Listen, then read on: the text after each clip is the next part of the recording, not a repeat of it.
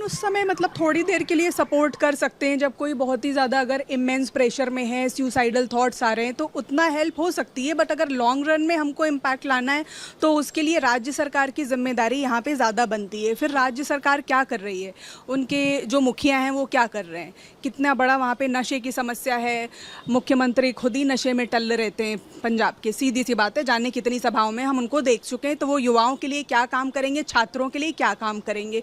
Private school होते हैं, देखिए वहाँ पे फीस के लिए डेफिनेटली थोड़ा प्रेशर होता है, लेकिन उसका मतलब ये नहीं है कि कोई बच्चा अगर नहीं दे पा रहा है, वो अगर रीजंस दे रहे हैं, फैमिली रीजंस दे रही हैं, तो क्या उनको क्या वक्त नहीं दिया जा सकता है। थोड़ा वक्त दीजिए, इंस्टॉलमेंट्स की बात करिए। और फिर हम बड़ा बड़ा बात करते हैं समाज कल्याण की, लोगों की भलाई करने की। अरे एक गरीब छात्र का फीस क्या वो प्रिंसिपल, क्या वो टीचर्स मिल करके नहीं दे सकते थे? अगर नहीं दे सकते थे तो कम से कम उसको पर्सनली ह्यूमिलिएट तो मत करो ना, क्योंकि पर्सनल ह्यूमिलिएशन लोगों को ऐसे लेवल पर पूजा जी लेकर के चला जाता है कि इंसान को लगता है कि अब आत्महत्या ही आखिरी रास्ता है, क्योंकि उसने अपने हिसाब से जितना संघर्ष करना था कर लिया। बड़े बड़े लोग संघर्ष नहीं कर पा रहे हैं, एक छोटा सा 17 साल का बच्चा है, वो कितना संघर्ष कर पाएगा? और उसको मतलब पर्सनल काम करवा रहे हैं, प्राइवेट काम करा रहे हैं। और ऐसे एक उदाहरण नहीं, देखिए मैं एज अ साइकोलॉजिस्ट प्रैक्टिस करती हूँ, काउंसलिंग सेशंस बच्चों के लेती हूँ।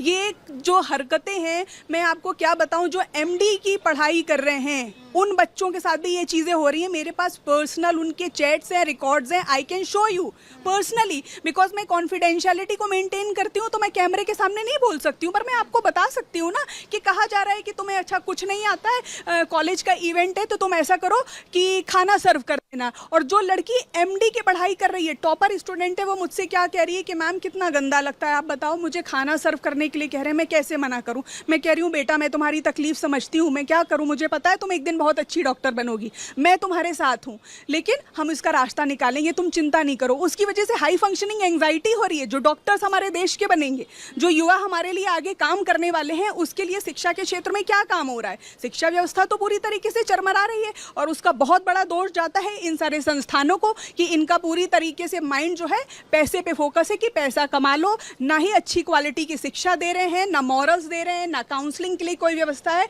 तो इन्होंने अपना पूरी तरीके से पल्ला झाड़ा हुआ है और सिर्फ इनका ध्यान केंद्रित है कि पैसे कैसे कमाया जाए। तो यहाँ पे इस प्रिंसिपल को और इस टीचर को बहुत ज़्यादा सख्त सजा देनी चाहिए, क्योंकि शायद हो सकता है कि उससे बाकी लोगों के अंदर से थोड़ा सा डर आए कि हमको ऐसा छात्रों के साथ नहीं करना है। उसका नाम काट देते, पर्सनली बुला बुला के ह्यूमिलिएट करने की क्या ज़रूरत? बाद में वो आंसर दें, बाद में वो भी